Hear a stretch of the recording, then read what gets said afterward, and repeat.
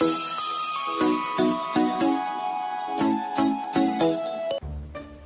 Soto, sa wakas, nagsalita na tungkol sa kontrobersyal na issue na kinasasagutan ng kanyang kapatid na si Bossing Vic Soto.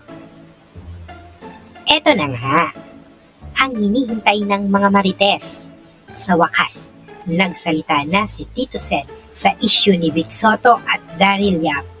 At dahil dito, humani ng atensyon si dating Senate President Tito Soto III matapos mag-post ng makahulugang mensahe sa kanyang X o dating Twitter account noong January 9, 2025. Maraming netizens ang naniniwala sa patungkol ito kay filmmaker Daryl Yap sa gitna ng kontrobersiyang kinasasangkutan ng kanyang kapatid na si Vic Soto, host ng Eat Bulaga.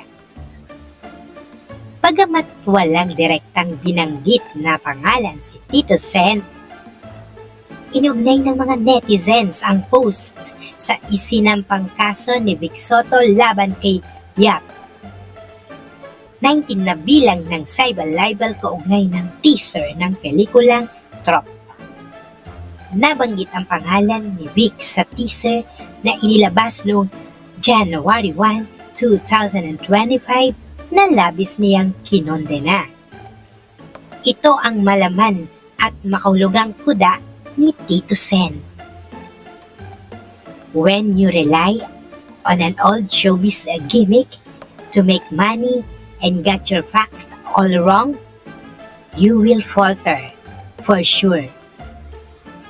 Si Vicente Tito Soto III ay isang politiko, komedyante, mang-aawit, mamamahayag at artista sa Pilipinas.